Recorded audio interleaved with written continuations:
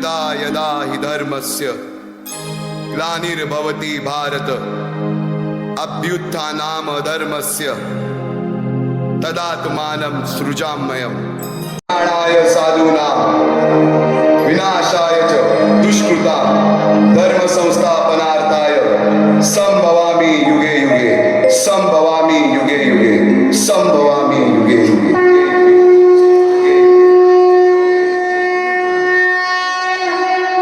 जेव्हा जेव्हा धर्मावर ग्लानी येईल, जेव्हा जेव्हा धर्म वाढेल, तेव्हा तेव्हा सज्जनांच्या रक्षणासाठी, दुष्टांच्या संहारासाठी, धर्माची स्थापना करण्यासाठी मी युगानुयुगे जन्म घेईन। अशीच काहीशी परिस्थिती जेव्हा या महाराष्ट्रात निर्माण झाली, 350 वर्ष हा महाराष्ट्र अंधारात, आणि हाच अंधकार दूर करण्यासाठी एका युगपुरुषाने जन्म घेतला। याच युगपुरुषाच्या पराक्रमाची, सामर्थ्याची आणि स्वराज्य स्थापनेची लहानशी गाथा आपल्या समोर सादर करीत आहे।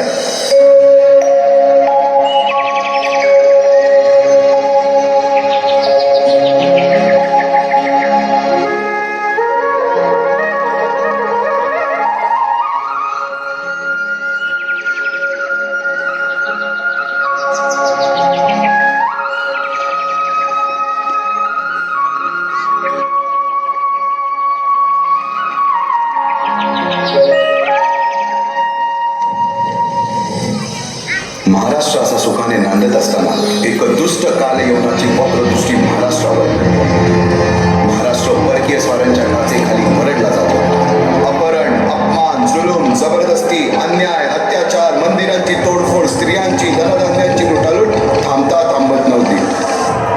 जेव्हा आपल्याच घरात गोठ्यातली गाय आणि घरातील माय असुरक्षित होते, तेव्हा घरातलाच अंधकार मनात घर करून बसतो। अशा वेळी साधू, संत, लहान, थोर, लेकी, बाळी अवघा महाराष्ट्र देवाला गाराणं घालतोय। अरे जेजुरीच्या खंडोबा, पंढरपूरच्या खंडोबा, तुळजापूरच्या भवानी आई, दार उघड, दार उघड आई, दार उघड।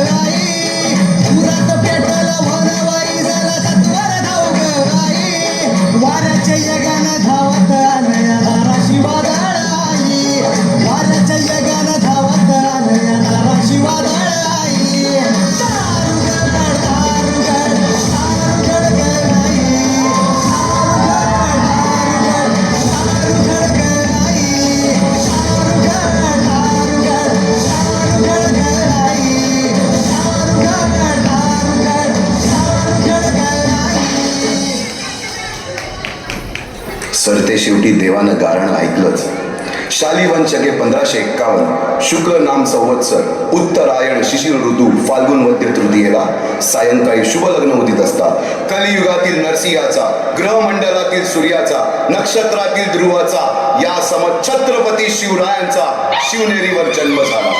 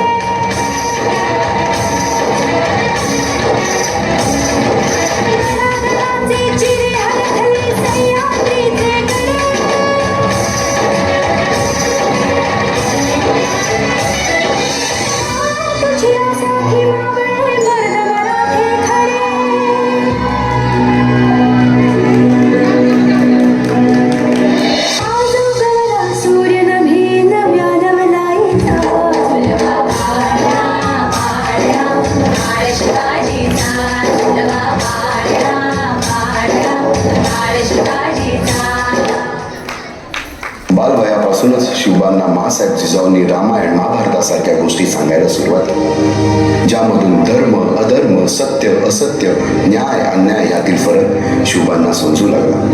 तसेच शस्त्रास्त्र व शास्त्र या शिक्षणासाठी शहाजी राजांनी अनेक कर्तबगार माणसे नेमली, जसे की दादोजी कोंडदेव, बाळकृष्ण पंत, रघुनाथ पंत, शामराज पंत अशा अनेक कर्तबगार माणसांच्या नेतृत्वाखाली महाराज बालवयापासूनच घडू लागले.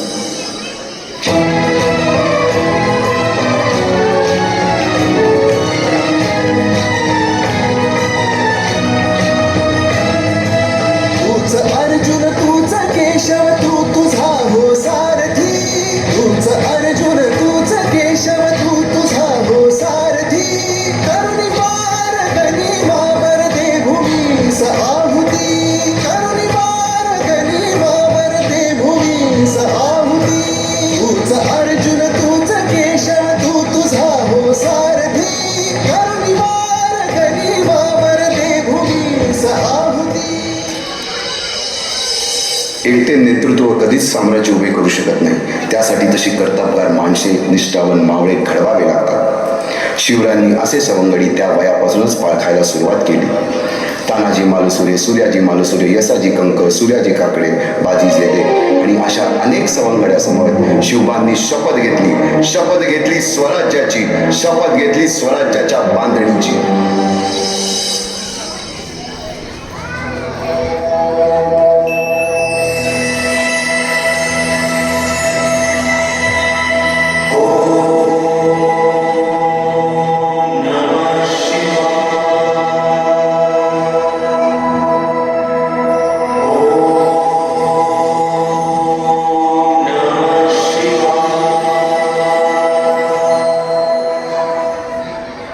आम्ही मराठे यवनांची पीडा नष्ट करण्यासाठी हिंदवी स्वराज्य स्थापन करीत आहोत. यवनांची पीडा नष्ट करण्यासाठी हिंदवी स्वराज्य स्थापन करीत आहोत. राष्ट्रभावनेने संघटन करून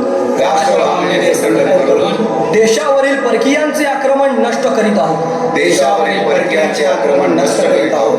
स्वकीय व परकीय शत्रूंचे उच्चाटन करण्यासाठी स्वराज्य स्थापन करीत आहोत. यात तू आम्हास यश द्यावे. हे राज्य व्हावे ही तर श्रींची इच्छा. रायरेश्वरासमोर शपथ घेतली आणि स्वराज्याची गोडदोड सुरू झाली. तोरणा किल्ला घेऊन स्वराज्याचे तोरण बांधले. पुढे मुरुंब देवाचा डोंगर, कुवारी गड, सुभान मंगल, कोंढाणा, शिरवळचा किल्ला, पुरंदर आणि 12 मावळ स्वतंत्र झाला. पुढे राजांनी पराक्रमाने जावळी देखील घेतली. परंतु त्यानंतर स्वराज्यावर ओढवले भले मोठे संकट. ते संकट म्हणजे अफजल खान.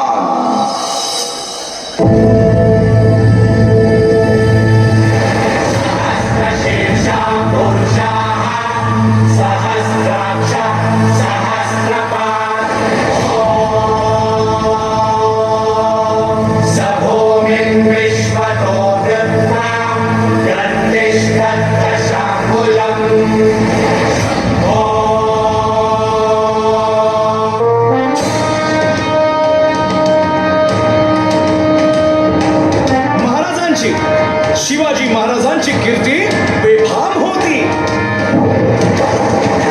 महाराजांची कीर्ती बेफाम, भाल्या भाल्यांना फुटला घाम.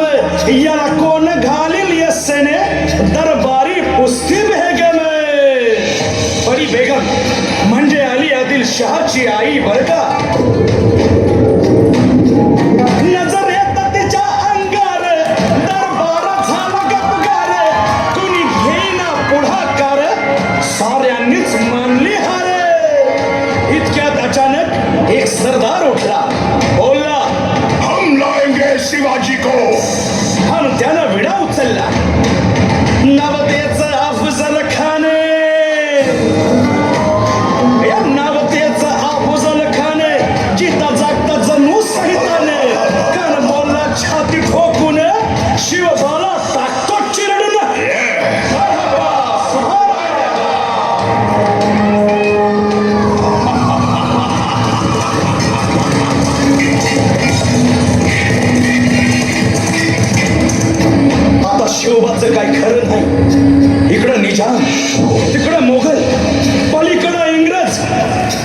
तो हेच बोलू लागला.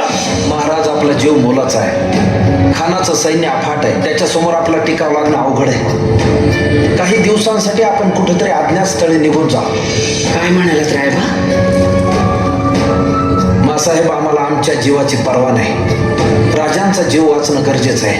रायबा, शिवबा केवळ आमचा पुत्र नाही, तर अवघ्या मराठी जनांचा स्वाभिमान आहे. या मातेने आपला पुत्र गमावला तरी बेहत्तर, परंतु भ्याडपणे पळून जाऊन या मराठी मुलखाचा स्वाभिमान गमावता कामा नये. अशा वाघिणीचा त्यो छावा. बाळासाहेब आपला पुत्र आणि मराठी मुलकाचा स्वाभिमान विजयी टिळा लावूनच परत अशा वाघिणीचा त्यो छावा. तथास्तु. गनिमाला कसा ठेचावा, डोक्यात नेहमी कावा, भेटीचा धाडला सांगावा. खानाच्या भेटीसाठी महाराजांना एक शानदार शामियाना उभारला होता. आणि अशा या शामियान्यात खान डौलत डुलेला, खान डौलत डुलेला. सय्यद बंडा त्याच्या संगतीला, सय्यद बंडा त्याच्या संगतीला, शिवबाच्या संगती महारा. राजाला पाहून खान म्हणतो कसा, आओ आओ शिवाजी, आओ हमारे गले लग जाओ. खानानं राजाला आलिंगन दिलं आणि दगा केला. खान अभिमान मान्याला, खान अभिमान मान्याला. कट्यारीचा वाद त्यानं केला, कट्यारीचा वाद त्यानं केला. खर खर आवाज झाला, खर खर आवाज झाला. चिलखत होतंय अंगाला, चिलखत होतंय अंगाला. खानाचा वार फुका गेला. खान यडबडला. इतक्यात महाराजानं पोटामंदी पिचवट केला, पोटामंदी पिचवट केला. वाघनं खाचा मारा केला, वाघनं खाचा मारा केला. टरा भडलं पोटाला, टरा गेला खानाचा कोटा. भाई रे आला जी, भाई रे आला जी.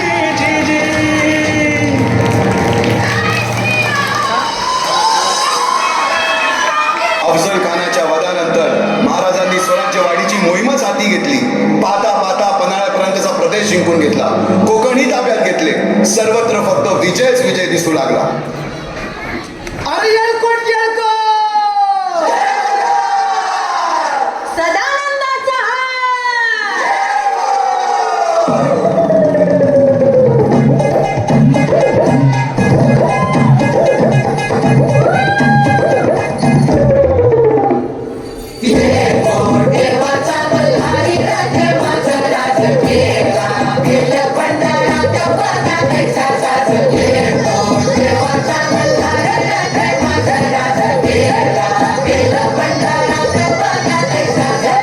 म्हातारा मिळाला मराठी मातीला.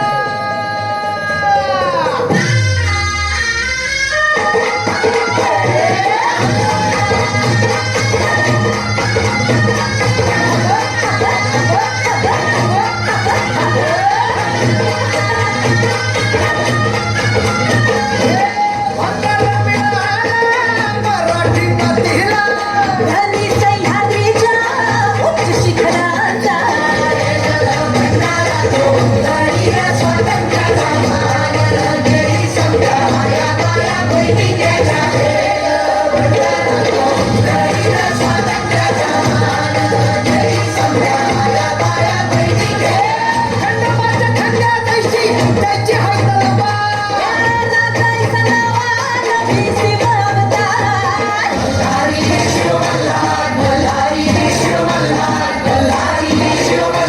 मल्हारी वादळ शिव मल्हार.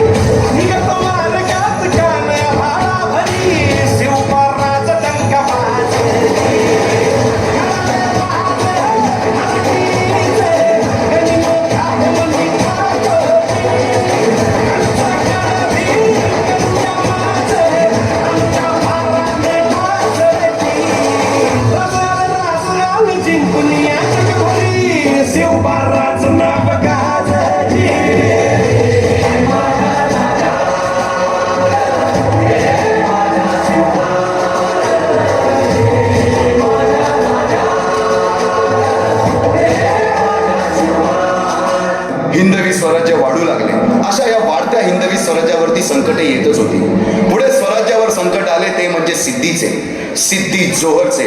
सिद्धीने सुमारे 4 महिन्यापेक्षा जास्त पन्हाळ्याला वेढा घातला.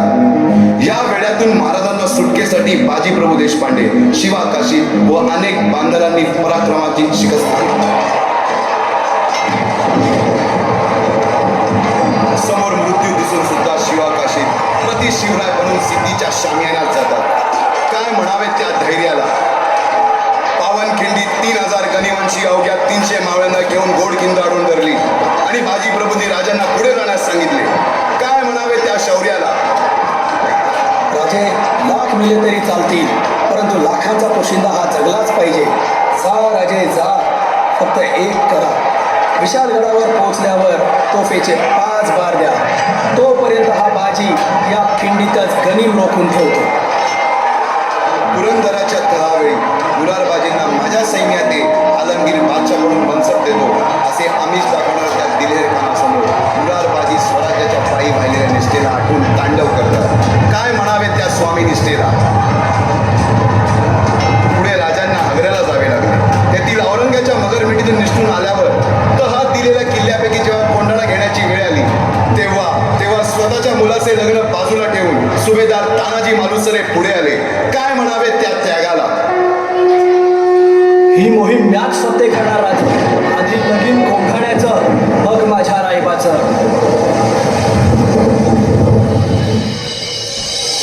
अशा या स्वराज्याच्या यज्ञकुंडात अनेक महावीरांनी शौर्याची, निष्ठेची, त्यागाची संविधा धारण करून आहुती घेतली. अशा कित्येक महावीरांनी पराक्रमाची पराकाष्ठा करत स्वराज्याचे एक एक दगड, चिऱ्या, पायऱ्या बसवल्या, घडवल्या. एक एक बुरुज बांधला गेला आणि आता वेळ आली त्या बांधलेल्या भक्कम गडावर विजयश्री धारण केलेला भगवा ध्वज चढवण्याची, म्हणजेच आपल्या महाराजांच्या, शिवरायांच्या राज्याभिषेकाची.